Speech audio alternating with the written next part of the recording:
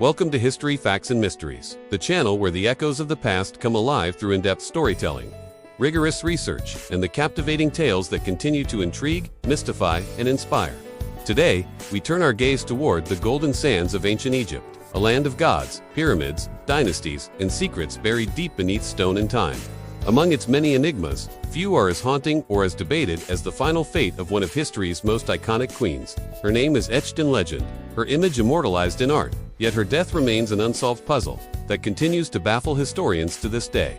This is the story of Queen Nefertiti consort, co-regent, and perhaps ruler of Egypt whose sudden disappearance from the historical record invites 1,000 theories and ignites the imagination of all who seek the truth hidden in the ruins of Amarna. Before we delve into the shadows of her vanishing, don't forget to support the channel by subscribing, liking this video, and hitting the notification bell so you don't miss any of our deep explorations into history's most enduring mysteries.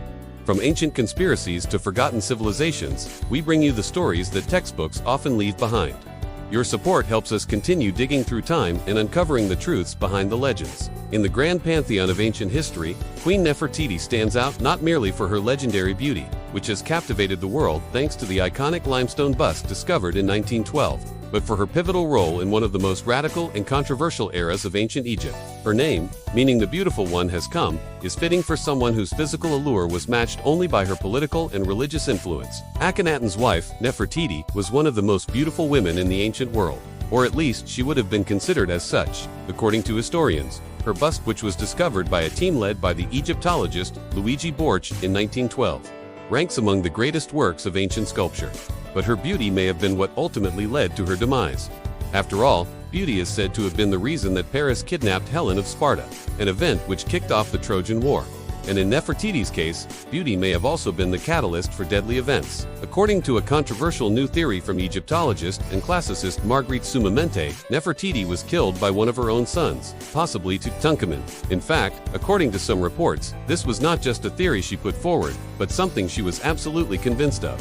I think that we can say it with certainty that Thutmose did kill his father, she told Live Science. We have evidence for that. So if she believed that Tutankhamun was responsible for Akhenaten's death, it stands to reason that he may have been involved in Nefertiti's death as well, especially considering he was the one who took over for his father as pharaoh. Of course, there are a few problems with this theory. For one thing, there is no evidence that Tutankhamun had anything to do with either of his parents' deaths. On top of that, there is no evidence that Akhenaten was murdered at all. He reigned as pharaoh for around 17 years. Dying sometime between 1336 and 1334 BCE, while the circumstances surrounding his death are unclear. Some have speculated that he suffered from a condition known as renal osteodystrophy, which causes bone disease due to kidney problems. What's more, there is evidence that he suffered from a number of health problems later in life, including a clubfoot, which may have been caused by a genetic condition known as a So why would someone want to kill him? Well, according to the theory put forward by Marguerite, as well as Egyptologist Joyce Tildesley, Akhenaten's insistence on worshipping one god, Aten, and only Aten, may have led to his demise. See, Akhenaten took the religion of Egypt in a very different direction. He abandoned the many gods of Egypt and made Aten the sun god, the one true deity. He built a new capital city called Amarna and constructed a number of temples dedicated to Aten. And while this new religion didn't last long after his death, it left quite the impression on the religious climate of the era. Some historians believe that Akhenaten's drastic changes to the Egyptian way of life were responsible for revolts within the kingdom. And if there were revolts against Akhenaten, then it stands to reason that those behind them could have targeted his family as well. Perhaps Tutankhamun decided that his father needed to be replaced in order to restore order to the kingdom and took matters into his own hands. But this is all speculation on their part, and as mentioned, there is no evidence to support it. Another popular theory is that Nefertiti was killed by Ide, who was the vizier during Akhenaten's reign and later became pharaoh after Tutankhamun's death. However, there is no evidence that Ide had anything to do with the deaths of either of these pharaohs. In fact, he wasn't even around when Akhenaten died, as he didn't arrive in Egypt until about 1335 BCE, only a year or two before Akhenaten died. It seems unlikely that he was involved in any plot to take the throne, especially since he was only around for such a short period of time. But some believe that he may have taken advantage of the chaos that followed Akhenaten's death to usurp the throne and get rid of anyone who stood in his way, including Nefertiti and young Tutankhamun. However, this theory doesn't really hold up given that Tutankhamun was only 9 years old when Akhenaten died, and I was already 60. Most historians agree that I simply took over as regent for Tutankhamun when his father died, and while he may have seized the throne for himself after Tutankhamun died, This was likely because the boy pharaoh had no children, and the throne needed to pass to someone else. Plus, Tutankhamun and Nefertiti both died under mysterious circumstances, which means that I would have benefited from killing them. The truth is, we don't really know what happened to any of them. We only know that Tutankhamun died in 1323 BCE, at the age of 19.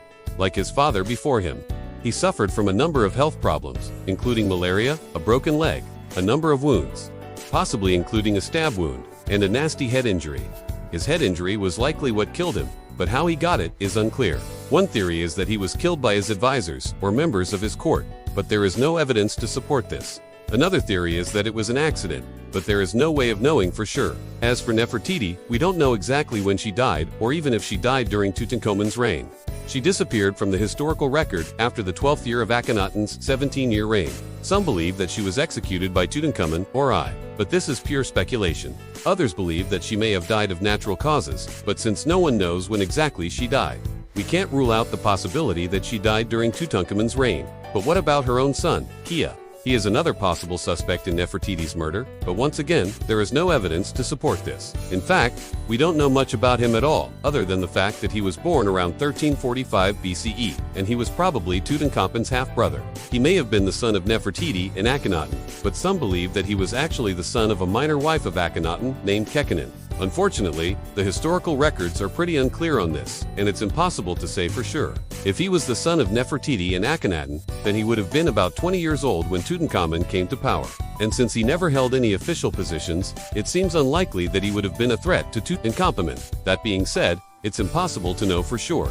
The truth is, we don't know who killed Nefertiti. If anyone, there are plenty of theories out there, but none of them can be proven. With no evidence to go on, we're left with nothing but speculation. All we can say for sure is that she was a beautiful woman who lived in ancient Egypt and that her bust is still one of the most popular artifacts from that time period. As we draw to the end of our exploration, it becomes clear that Nefertiti's mystery endures not because of what we know, but because of all that we do not. She is a paradoxical figure, both ubiquitous in visual culture and missing from the historical record. Her sudden disappearance, possible reign as pharaoh, and the absence of a known burial site converge into a historical black hole, surrounded by tantalizing clues and intense scholarly debate. Perhaps her tomb does lie behind a sealed wall, waiting for discovery. Perhaps she rests under another name, her identity fragmented by time and politics. Or perhaps the greatest mystery is not where she went, but how she continues to captivate us across centuries. In the end, Nefertiti's true fate may remain forever hidden, but her legend endures etched not only in stone, but in the imagination of every seeker drawn to the shadows of history. Thank you for joining us on this immersive journey through one of antiquity's most compelling mysteries. If you enjoyed this deep dive into the life and legacy of Nefertiti, please support the channel by subscribing, liking this video, and sharing it with fellow history lovers. Here at History, Facts, and Mysteries, we explore the past not just to understand it, but to feel its presence in our modern world. Until next time, keep questioning, keep wondering, and keep seeking the truths buried beneath the sands of time.